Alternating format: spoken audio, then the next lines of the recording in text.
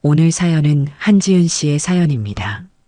사연 시작 전 구독과 좋아요 버튼 눌러주시면 다음 영상을 제작하는데 큰 힘이 됩니다. 오늘의 사연 시작하겠습니다. 서울의 고급스러운 아파트 단지가 아침 햇살에 반짝이고 있었습니다. 높은 층고의 타워형 건물들이 하늘을 향해 우뚝 솟아있는 이곳은 성공한 사람들의 보금자리였죠. 특히 강남 중심가에 자리한 이 아파트 단지는 부와 명예의 상징과도 같았습니다. 표면적으로는 모든 것이 완벽해 보였어요. 깔끔하게 정돈된 조경, 반짝이는 대리석 로비, 항상 웃음을 잃지 않는 경비원들. 하지만 이 화려한 외관 속으로 들어가면 점점 그 분위기가 달라지는 곳들이 있었습니다. 32층, 1200호, 한지은의 집이었어요. 밖에서 보면 햇살이 환하게 비치는 창문이었지만 안으로 들어서면 묘하게 어두운 기운이 감돌았습니다. 38세의 우아한 전업주부 한지은은 창가에 서서 커피 한 잔을 마시며 단지 정원을 내려다보고 있었어요. 그녀의 날씬한 실루엣이 아침 햇살에 그림자처럼 드리워졌습니다. 완벽하게 세팅된 식탁, 깔끔하게 정돈된 거실, 한치의 흐트러짐도 없는 가구 배치. 한지은의 생활 공간은 마치 인테리어 잡지에서 튀어나온 것 같은 완벽함을 자랑했어요. 하지만 그 완벽함 속에는 차가운 공허함이 숨겨져 있었습니다. 한지은의 아름다운 얼굴에는 미세한 주름이 자리 잡기 시작했고 그녀의 깊은 눈동자에는 말로 표현할 수 없는 외로움이 깃들어 있었어요. 그녀는 창밖을 응시했지만 실제로는 아무것도 보고 있지 않은 듯 했습니다. 그저 생각에 잠겨 있었죠. 또 아침부터 그렇게 멍하니 서 있어요? 뒤에서 들려온 남편 박재혁의 목소리에 한지은은 살짝 놀라 돌아섰습니다. 40세의 금융회사 지점장 박재혁은 완벽하게 다림질된 슈트 차림으로 거실에 들어섰어요. 그의 날카로운 이목구비와 깔끔한 외모는 언제나 한지은의 가슴을 설레게 했었죠. 적어도 예전에는 그랬습니다. 아, 좋은 아침이에요, 여보. 아침 식사 준비됐어요.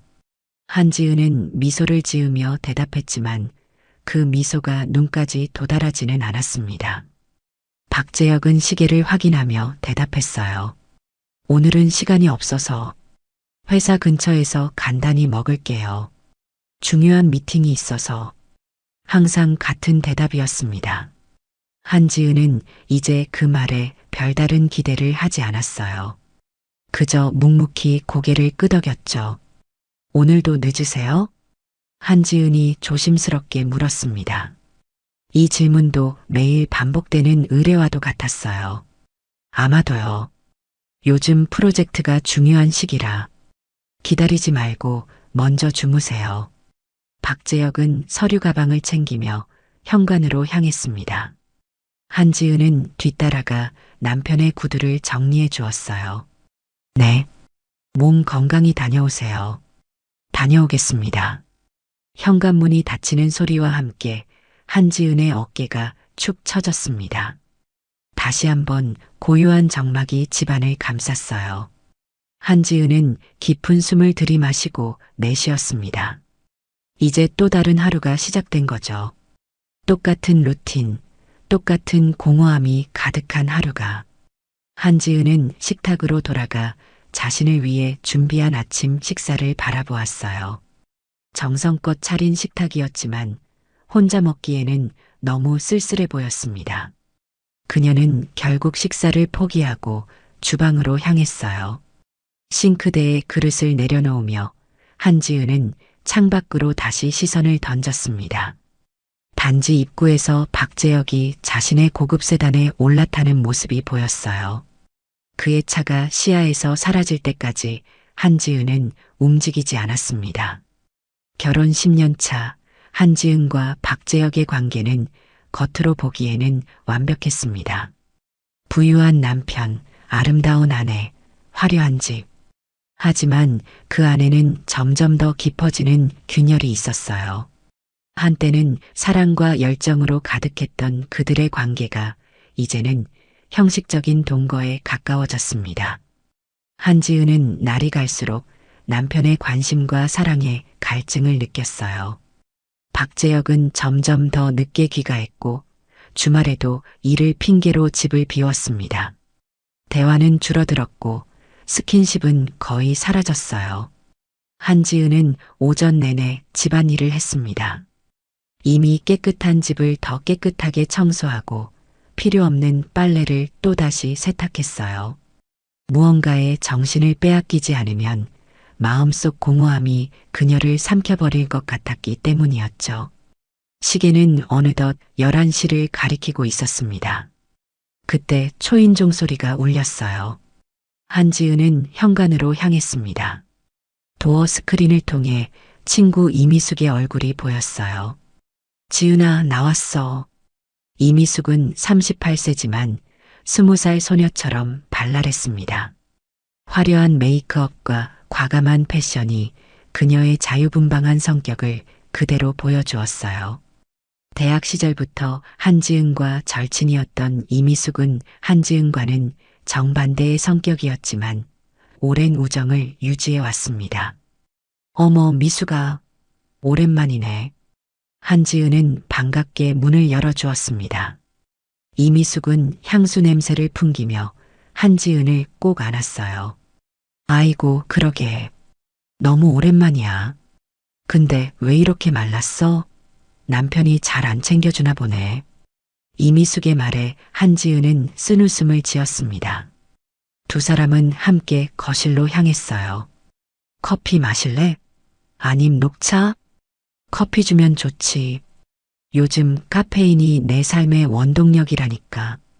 이미숙은 소파에 편안하게 앉으며 주변을 둘러보았습니다. 한지은이 주방에서 커피를 준비하는 동안 이미숙은 거실 곳곳을 살펴보았어요. 여전히 집이 너무 완벽해서 무서울 정도네. 너 혹시 완벽주의 때문에 스트레스 받는 거 아니야? 한지은은 커피 2잔을 들고 나왔습니다. 그런 건 아니야. 그냥 할 일이 없으니까 청소라도 하는 거지. 아직도 애 없이 사는 거야? 애가 있으면 정신없어서 이런 생각 안 할 텐데. 이미숙의 말에 한지은의 표정이 어두워졌어요. 그게 재혁 씨가 아직은 아이를 원하지 않아서. 사실 한지은은 아이를 간절히 원했습니다. 하지만 박재혁은 항상 지금은 때가 아니다. 경제적으로 더 안정된 후에라며 미루기만 했어요. 이제 그 주제는 부부 사이의 금기와도 같았습니다. 이미숙은 한지은의 손을 잡았어요. 많이 외롭지?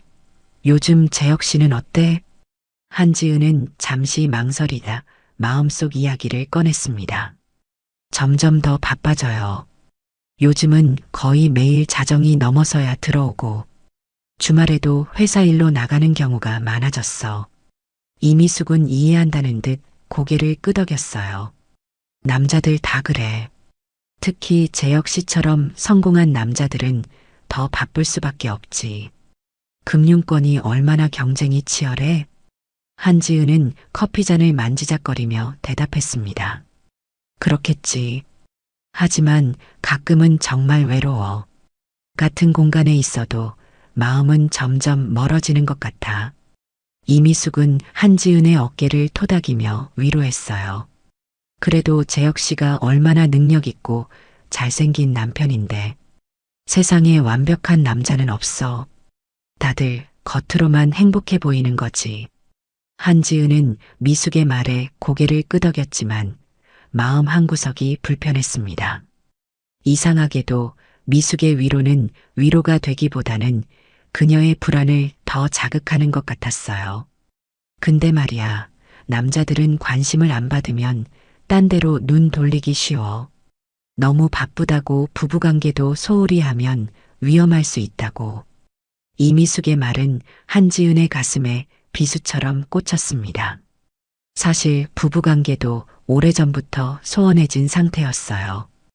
한지은은 그동안 애써 무시해왔던 불안감이 커지는 것을 느꼈습니다. 가끔 재혁 씨가 다른 여자를 만나지 않을까 걱정돼. 나중에 들키면 어쩌나 싶기도 하고. 이미숙의 말에 한지은은 놀라 고개를 들었어요. 무슨 소리야? 재혁 씨가 그럴 리가 없어. 하지만 한지은의 강한 부정에도 불구하고 마음 한구석에는 의심의 그림자가 드리우기 시작했습니다. 이미숙은 의미심장한 미소를 지으며 대답했어요. 그래, 그럴 리가 없겠지. 하지만 요즘 세상이 워낙 험한데 넌 너무 순진해, 지은아. 대화는 다른 주제로 넘어갔지만 이미숙이 심어놓은 불안의 씨앗은 한지은의 마음속에 자리 잡았습니다. 그날 오후 내내 한지은은 이미숙의 말을 곱씹었어요. 남자들은 관심을 안 받으면 딴 데로 눈 돌리기 쉬워. 그 말이 자꾸 신경 쓰였습니다. 저녁이 되어 한지은은 남편을 위해 정성스럽게 식사를 준비했어요. 오랜만에 박재혁이 좋아하는 소고기 안심 스테이크와 와인까지 준비했습니다. 하지만 8시가 되어도 9시가 되어도 박재혁은 돌아오지 않았어요. 한지은은 몇 번이나 남편에게 전화를 걸었지만 모두 음성사서함으로 넘어갔습니다. 결국 11시가 되어서야 현관문이 열렸어요. 박재혁이 지친 표정으로 들어섰습니다. 그의 몸에서는 알코올 냄새가 났어요. 어디 있었어요? 전화도 안 받고. 한지은이 걱정스럽게 물었습니다. 박재혁은 귀찮은 듯 대답했어요. 회식 있었어. 중요한 고객이랑. 전화는 회의 중에 꺼놨는데 다시 켜는 걸 깜빡했네. 한지은은 준비해둔 식사를 가리켰습니다. 저녁 준비해뒀는데. 박재혁은 한숨을 쉬며 소파에 앉았어요. 이미 먹었어. 피곤하니까 먼저 씻고 자야겠어. 한지은의 실망감이 얼굴에 그대로 드러났습니다. 하지만 박재혁은 그런 아내의 감정에 무심한 듯 욕실로 향했어요. 한지은은 텅 빈 식탁을 바라보며 깊은 한숨을 내쉬었습니다. 그날 밤 박재혁이 샤워를 마치고 침대에 누운 후 곧 코골이가 시작되었어요. 한지은은 잠을 이루지 못하고 천장만 바라보았습니다. 괜히 이미숙의 말이 떠올라 마음이 불안했어요. 한지은은 조용히 일어나 거실로 나갔습니다. 소파에 놓인 박재혁의 양복 재킷이 눈에 들어왔어요. 한지은은 망설였습니다. 남편의 사생활을 존중하는 것이 그녀의 원칙이었지만 이상한 충동이 그녀를 이끌었어요. 결국 한지은은 박재혁의 재킷 주머니를 뒤지기 시작했습니다.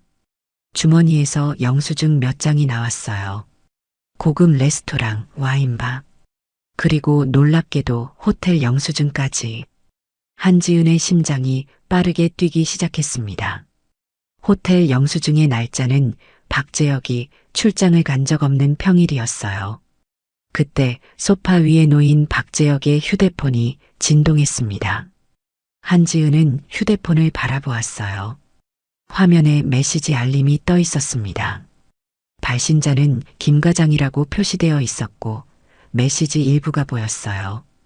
오늘 정말 즐거웠어요. 다음에 또 만나요. 한지은의 손이 떨렸습니다. 남편 회사에 김씨 성을 가진 여자 과장이 있다는 건 알고 있었어요.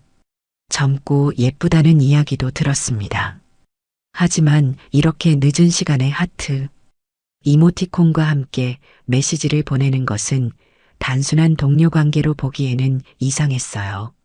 한지은은 휴대폰을 다시 제자리에 놓고 침실로 돌아왔습니다. 박재혁은 여전히 평온하게 자고 있었어요. 한지은은 남편의 얼굴을 바라보았습니다. 한때는 그토록 사랑했던 얼굴이었지만 지금은 마치 낯선 사람처럼 느껴졌어요. 그녀의 마음속에 의심의 그림자가 짙게 드리웠습니다. 다음 날부터 한지은은 남편을 유심히 관찰하기 시작했습니다.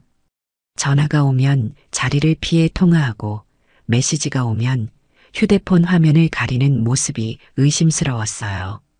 주말에도 갑자기 급한 회의가 생겼다며 외출하는 일이 잦아졌습니다.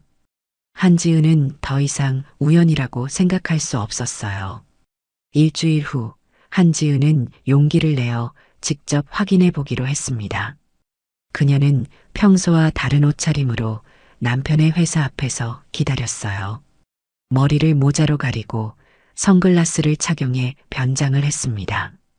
오후 5시부터 7시까지 아무 일도 일어나지 않았어요. 한지은은 추위에 떨며 계속 기다렸습니다. 그리고 마침내 7시 30분 박재혁이 나타났어요. 하지만 그는 혼자가 아니었습니다. 세련된 정장 차림의 젊은 여성과 함께였어요. 둘은 회사 건물을 나와 가까운 고급 레스토랑으로 향했습니다.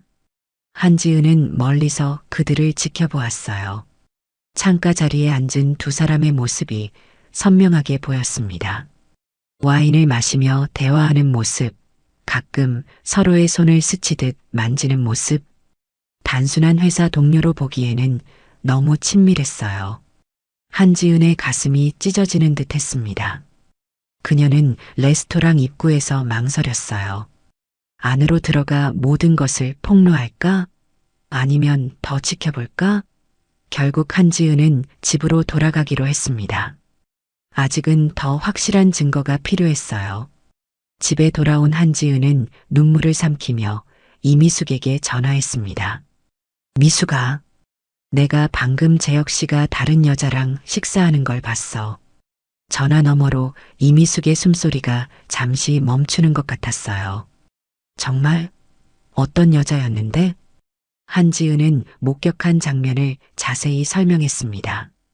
이미숙은 잠시 침묵했다가 대답했어요.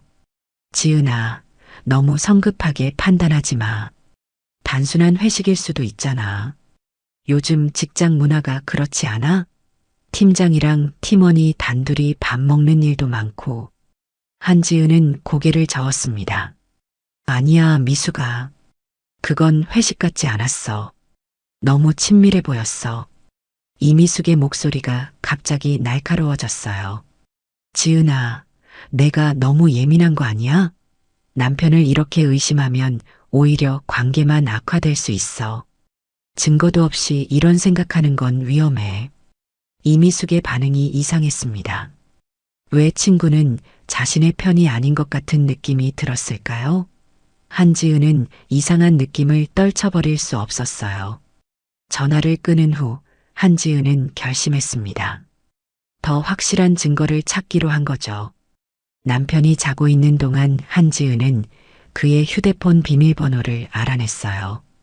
그리고 다음 날 박재혁이 샤워하는 사이 그의 휴대폰을 확인했습니다. 메시지함에는 충격적인 내용이 가득했어요. 박재혁은 여러 여성들과 은밀한 대화를 나누고 있었습니다.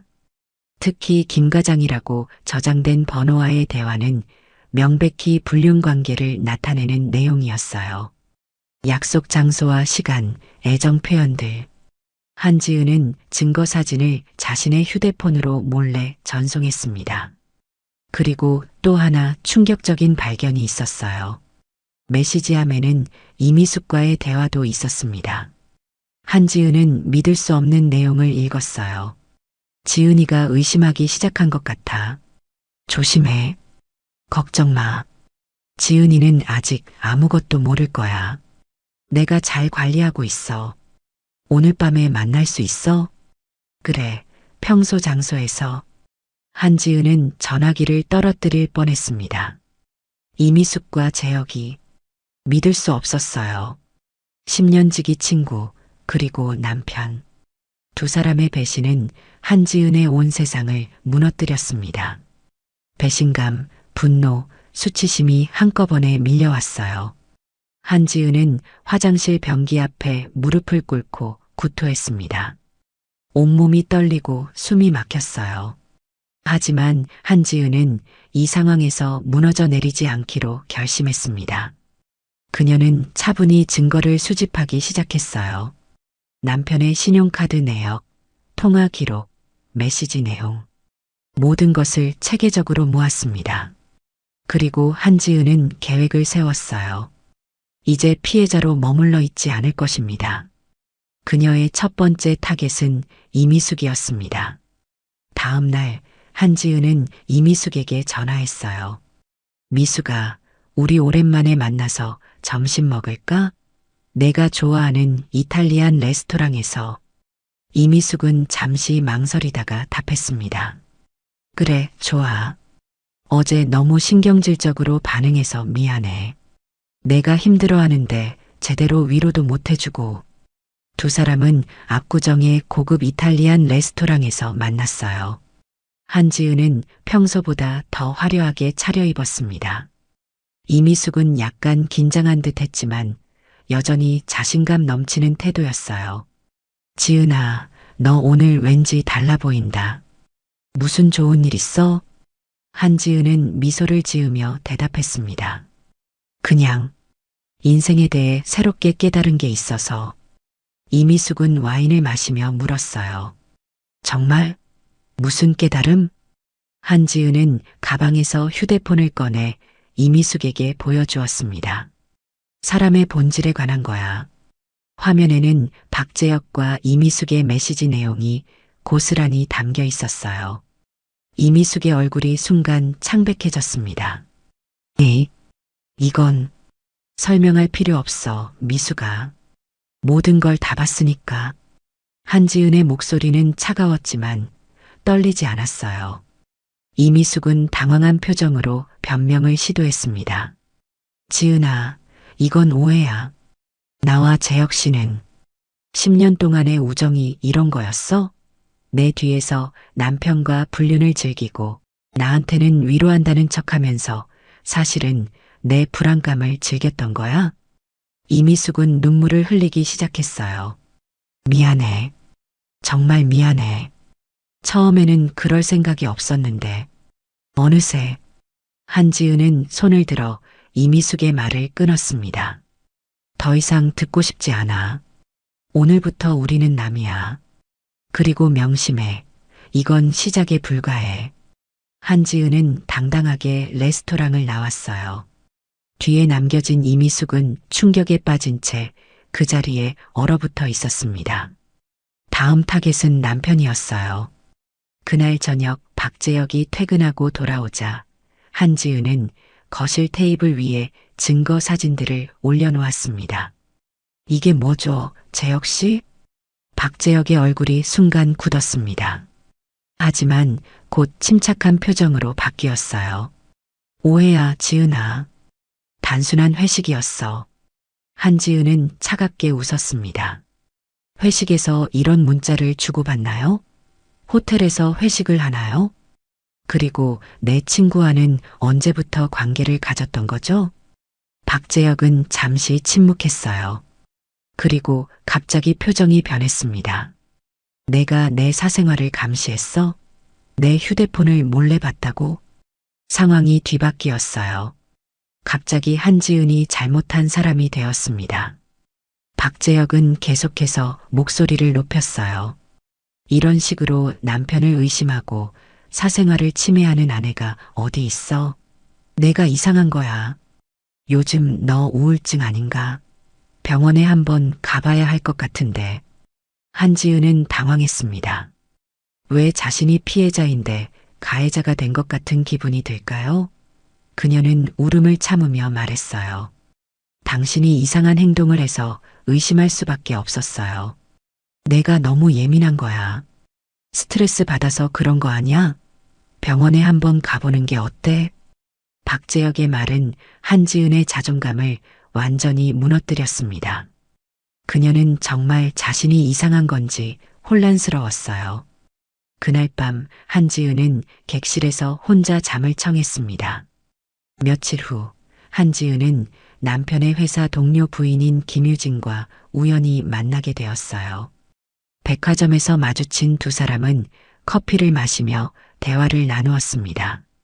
지은 씨, 요즘 많이 힘들어 보여요. 무슨 일 있어요? 김유진의 진심 어린 물음에 한지은은 갑자기 눈물이 왈칵 쏟아졌습니다. 그녀는 모든 이야기를 털어놓았어요. 김유진은 진지하게 들었습니다. 사실 회사에서 소문이 돌고 있어요. 재혁 지점장님이 여직원들과 문제가 있다고. 특히 김 과장과는 공공연한 비밀이래요. 한지은은 가슴이 철렁 내려앉았습니다. 남편의 분류는 이미 공공연한 비밀이었던 거죠. 김유진은 한지은의 손을 꼭 잡았어요. 그리고 한 가지 더. 재혁 지점장님이 회사 자금을 개인적으로 사용한다는 소문도 있어요. 아직 확실한 증거는 없지만 불투명한 거래가 많다고 하더라고요. 이것은 한지은에게 또 다른 충격이었습니다. 불륜 외에도 횡령까지. 김유진은 한지은에게 도움을 약속했어요. 제가 도울 수 있는 일이 있으면 언제든 말씀하세요. 홀로 고민하지 마세요. 그날 이후 한지은은 달라졌습니다. 더 이상 울지 않았어요. 그녀는 차분히 모든 증거를 모으기 시작했습니다. 김유진의 도움으로 한지은은 남편의 금융 비리에 관한 정보도 입수할 수 있었어요. 횡령의 흔적, 비정상적인 거래 내역, 숨겨진 계좌, 모든 것을 체계적으로 정리했습니다. 그리고 마침내 결정적인 날이 왔어요. 박재혁의 회사에서 중요한 회식이 있는 날이었습니다. 분기 실적 발표와 함께하는 큰 행사였죠. 한지은은 완벽하게 차려입고 그 자리에 찾아갔어요. 박재혁이 직원들과 즐겁게 술을 마시고 있을 때 한지은이 들어섰습니다. 모든 사람들의 시선이 그녀에게 집중되었어요. 안녕하세요, 여러분. 저는 박재혁 지점장의 아내 한지은입니다. 한지은은 차분한 목소리로 말했습니다. 박재혁은 얼굴이 창백해졌어요.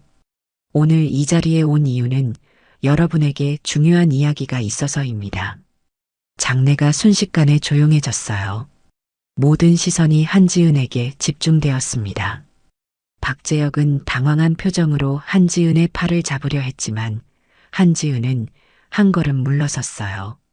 제 남편인 박재혁 지점장은 겉으로는 완벽한 남편이자 우수한 지점장으로 보입니다. 하지만 실제로는 여러 여성들과 불륜을 저지르고 있어요. 장내에서 놀란 숨소리가 들렸습니다.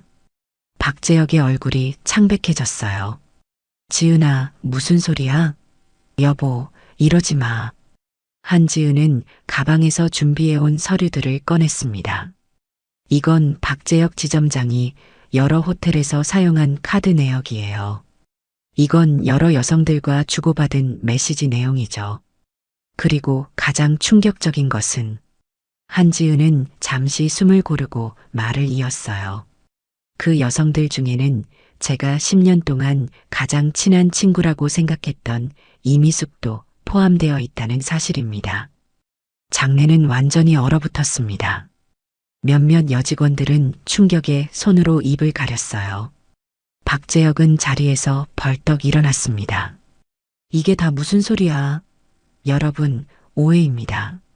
제 아내가 스트레스로 인해 약간 혼란스러운 상태에 있어요. 한지은은 차분하게 증거 사진들을 테이블 위에 하나씩 펼쳤습니다. 이것은 오해가 아니라 사실이에요. 제가 얼마나 고통스러웠는지 아무도 모를 거예요. 하지만 더 이상 침묵하지 않겠습니다. 한지은의 목소리는 떨리지 않았습니다. 오히려 평소보다 더 또렷했어요. 그녀는 모든 직원들을 바라보며 말을 이었습니다. 그리고 더 충격적인 사실은 박재혁 지점장이 회사 자금을 개인적으로 유용했다는 증거도 있다는 점입니다. 이 말에 회사 임원들이 갑자기 긴장한 표정으로 바뀌었어요. 박재혁은 완전히 패닉 상태가 되었습니다. 말도 안 되는 소리. 그런 증거 같은 건 없어. 한지은은 마지막 봉투에서 금융거래 내역과 계좌 정보가 담긴 서류를 꺼냈습니다. 이 모든 증거는 이미 금융감독원과 검찰에도 제출했어요. 조만간 조사가 시작될 겁니다. 회식장은 완전히 아수라장이 되었습니다. 박재혁은 자리에서 일어나 한지은에게 다가왔지만 직원들이 그를 막아섰어요. 저는 오늘 이 자리에서 박재혁 씨와의 이혼을 선언합니다. 그리고 여러분이 어떤 사람과 함께 일하고 있는지 알려드리고 싶었어요. 한지은은 마지막으로 박재혁을 바라보았습니다. 나는 더 이상 당신의 거짓말에 속지 않을 거예요. 변호사를 통해 연락하겠습니다. 그리고 한지은은 당당하게 레스토랑을 나왔습니다. 뒤에서는 아수라장이 된 회식장의 소리가 들렸지만 한지은의 마음은 이상하게도 평온했어요. 마치 오랫동안 짊어졌던 무거운 짐을 내려놓은 것 같은 해방감이 느껴졌습니다. 집에 돌아온 한지은은 이미 필요한 짐을 챙겨두었습니다. 그녀는 택시를 불러 친정으로 향했어요. 부모님께 모든 상황을 설명하고 잠시 머물 곳을 청했습니다. 다행히 부모님은 한지은의 결정을 지지해 주셨습니다. 내가 결정한 일이라면 우리는 무조건 내 편이다. 걱정하지 마라. 아버지의 위로에 한지은은 오랜만에 안도의 눈물을 흘렸어요. 모든 것이 무너진 것 같았지만 동시에 새로운 시작의 기회가 온 것 같았습니다. 다음 날부터 폭풍 같은 일들이 일어났어요. 박재혁은 끊임없이 전화와 문자를 보내왔습니다. 처음에는 한지은을 비난하는 내용이었다가 점점 사과와 애원으로 바뀌었어요. 하지만 한지은은 단 한 번도 응답하지 않았습니다. 대신 변호사를 통해 이혼 소송을 준비했어요. 이미숙도 여러 번 연락을 시도했습니다. 메시지에는 오해가 있다. 설명할 기회를 달라는 내용이 담겨 있었지만 한지은은 이 또한 무시했어요. 10번의 배신보다 한 번의 신뢰가 더 어렵다는 것을 이제 그녀는 깨달았습니다. 한편 박재혁의 회사에서는 내부 감사가 시작되었어요. 한지은이 제공한 증거를 바탕으로 검찰도 수사에 착수했습니다. 박재혁은 회사에서 정직 처분을 받았고 언론에도 이 사건이 보도되기 시작했어요. 유명 금융회사 지점장 횡령 혐의로 내부 감사 중이라는 헤드라인이 신문을 장식했습니다. 이혼 소송은 빠르게 진행되었어요. 한 달 후 한지은은 박재혁과 법정에서 마주했습니다. 첫 변론이었어요. 박재혁은 고급 정장 차림에 자신감 넘치는 표정이었습니다. 그의 변호사는 한지은의 정신적 불안정을 주장하며 그녀의 증거가 과장되었다고 주장했어요. 한지은 씨는 최근 심각한 스트레스와 우울증으로 인해 합리적 판단이 어려운 상태입니다. 박재혁 씨는 단지 직장 동료들과 업무적 관계를 유지했을 뿐 불륜이라는 증거는 없습니다. 한지은은 차분히 자신의 변호사를 바라보았어요. 변호사가 고개를 끄덕이며 서류 가방에서 새로운 증거들을 꺼냈습니다. 재판장님, 저희는 박재혁 씨의 불륜 관계를 증명할 추가 증거를 제출하고자 합니다. 제출된 증거는 훨씬 더 구체적이었어요. 호텔 CCTV 영상, 통화 녹음, 그리고 결정적으로 이미숙의 진술서까지. 진술서에는 이미숙이 박재혁과의 불륜 관계를 인정하는 내용이 담겨 있었습니다. 한지은은 놀랐어요. 이미숙이 자백을 했다는 것은 예상치 못한 일이었습니다. 그러나 더 큰 충격은 그 다음이었어요. 한지은의 변호사가 또 다른 증거를 제출했습니다. 또한 저희는 박재혁 씨가 지점장으로 있는 은행에서 상당한 금액의 횡령이 있었다는 증거도 확보했습니다. 총 30억 원에 달하는 금액이 박재혁 씨의 개인 계좌와 해외 계좌로 빠져나간 증거가 있습니다. 재판장을 포함한 모든 사람들이 놀란 표정이었어요. 박재혁의 얼굴이 창백해졌습니다. 그는 자리에서 벌떡 일어나 소리쳤어요. 이건 말도 안 되는 소리다. 그런 증거 같은 건 없어. 하지만 한지은의 변호사는 차분히 서류들을 제출했습니다. 거기에는 박재혁이 회사 자금을 개인 계좌로 빼돌린 기록들이 상세히 정리되어 있었어요. 또한 그 돈의 상당 부분이 도박과 사치품 구입에 사용되었다는 증거도 포함되어 있었습니다. 한지은은 그제서야 이해했어요. 김유진이 이 모든 것을 도와준 것이었습니다. 남편의 회사 내부 자료에 접근할 수 있었던 김유진이 한지은에게 결정적인 증거를 제공한 것이죠. 재판장은 모든 증거를 검토한 후 이혼 소송을 한지은의 승소로 판결했습니다. 또한 박재혁에게는 막대한 위자료 지급을 명령했고 횡령 혐의에 대해서는 검찰에 수사를 의뢰하기로 했어요. 한지은은 승소했을 뿐만 아니라 재산 분할과 위자료도 최대한으로 받을 수 있게 되었습니다. 법정을 나오는 한지은의 표정은 평온했어요. 그녀는 더 이상 피해자가 아니었습니다. 스스로의 삶을 되찾은 강한 여성이었어요. 이혼 소송이 끝나고 몇 주 후 박재혁은 횡령 혐의로 구속되었습니다.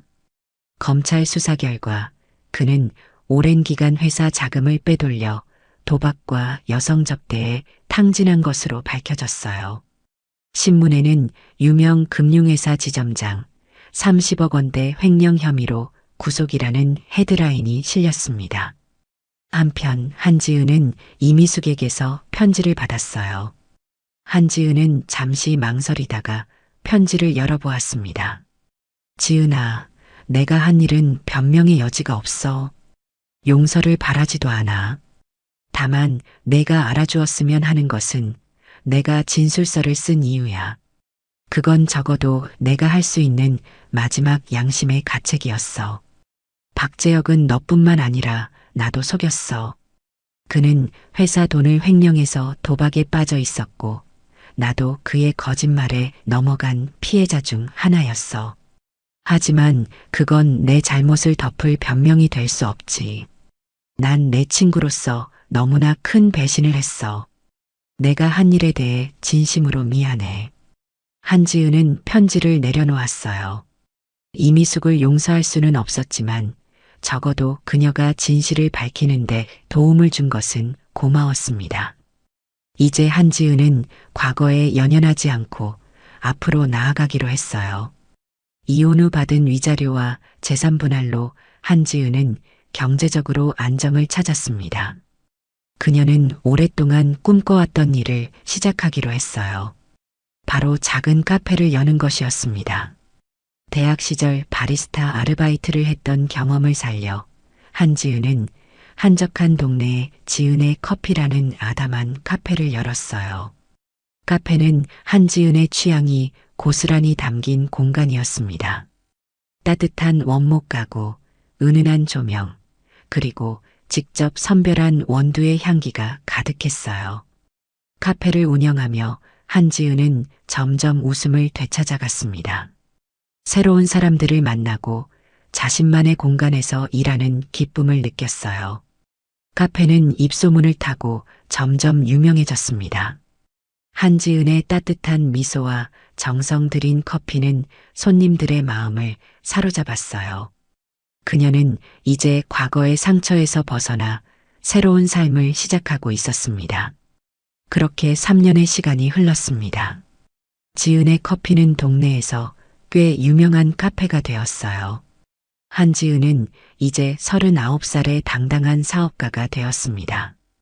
과거의 상처는 아물었고 그녀는 완전히 새로운 삶을 살고 있었어요.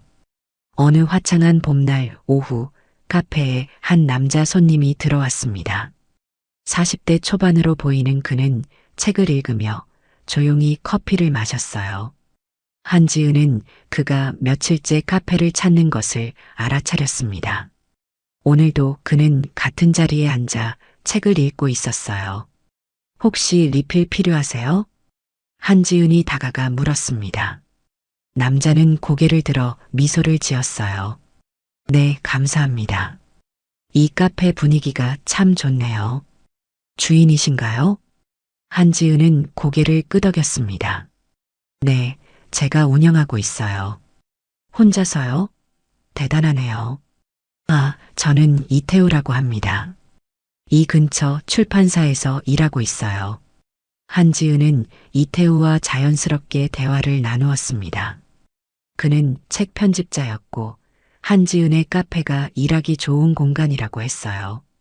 그날 이후 이태우는 단골 손님이 되었습니다.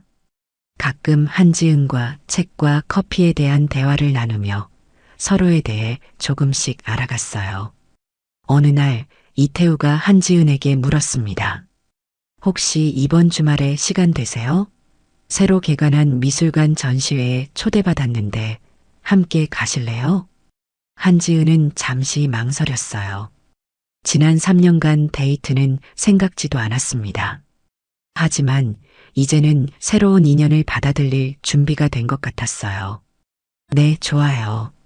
한지은이 미소를 지으며 대답했습니다. 그녀의 인생에 새로운 장이 시작되고 있었어요. 한지은과 이태우는 주말에 미술관에 다녀왔습니다. 오랜만에 데이트라 한지은은 약간 긴장했지만 이태우의 편안한 성격 덕분에 즐거운 시간을 보낼 수 있었어요. 미술관 관람 후 두 사람은 근처 레스토랑에서 저녁을 먹었습니다. 지은 씨, 실례가 될지 모르겠지만 혹시 과거에 결혼하신 적 있으세요? 이태우의 질문에 한지은은 잠시 침묵했어요. 그리고 솔직하게 대답했습니다. 네, 있어요. 3년 전에 이혼했어요. 한지은은 간략하게 자신의 과거를 이야기했습니다. 모든 세부 사항을 말하진 않았지만 충분히 솔직했어요. 이태우는 진지하게 들어주었습니다. 힘든 시간을 겪으셨네요. 하지만 그런 경험 후에도 이렇게 밝고 당당하게 살아가시는 모습이 정말 멋있어요. 이태우의 말에 한지은은 따뜻함을 느꼈습니다. 그는 한지은의 과거를 판단하지 않고 그녀의 현재 모습을 존중해 주었어요. 그날 이후로 두 사람은 자주 만났습니다. 영화도 보고 산책도 하고 서점에도 가며 서로에 대해 더 알아갔어요. 이태우는 한지은과는 다른 방식으로 삶을 바라보는 사람이었습니다. 그는 느긋하고 여유로웠지만 자신의 일에는 열정적이었어요. 그런 모습이 한지은에게는 새롭게 다가왔습니다. 6개월이 지났을 때 이태우는 한지은에게 프로포즈했어요. 카페 문을 닫은 후 이태우는 준비해온 와인과 함께 작은 반지를 꺼냈습니다. 지은 씨, 우리 결혼할까요? 내가 당신을 행복하게 해드릴게요. 한지은은 망설였습니다. 과거의 상처가 완전히 아물었다고 생각했지만 결혼이라는 단어 앞에서 두려움이 밀려왔어요. 태우 씨, 솔직히 말하면 조금 두려워요. 다시 결혼한다는 게. 이태우는 이해한다는 듯 고개를 끄덕였습니다. 천천히 생각해봐요. 서두를 필요 없어요. 난 지은 씨를 정말 사랑하니까 기다릴 수 있어요.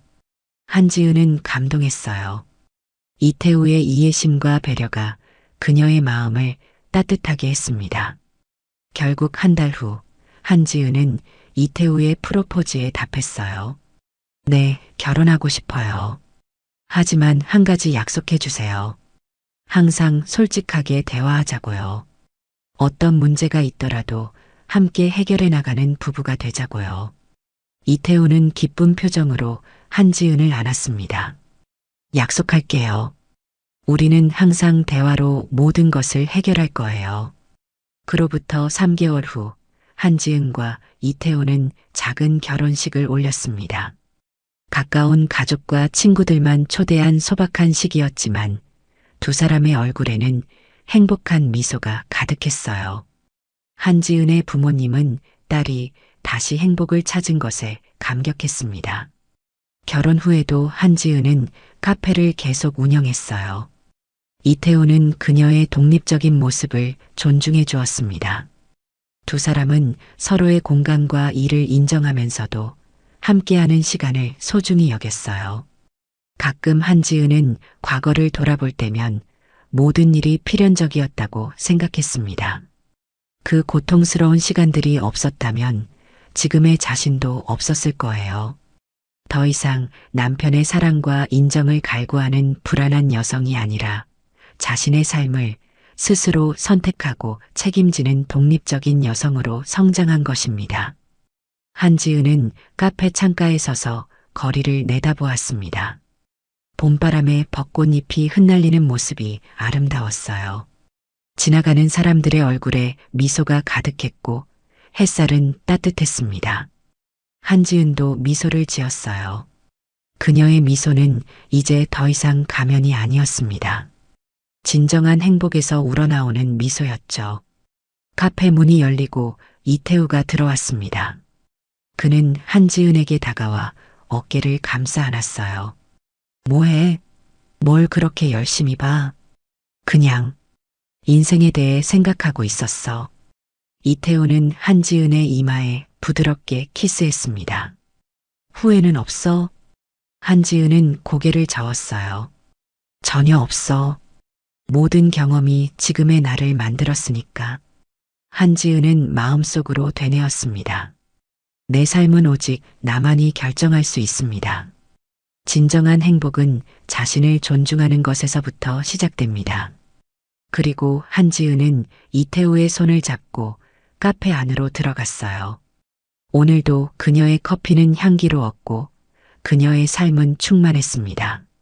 과거의 아픔을 딛고 일어나 자신만의 행복을 찾은 한지은의 이야기는 많은 사람들에게 용기와 희망을 주는 메시지가 되었습니다. 우리 모두의 삶에는 어둠이 있지만 그 어둠 속에서도 빛을 찾아낼 수 있다는 것을 한지은은 자신의 삶으로 증명해 보였습니다.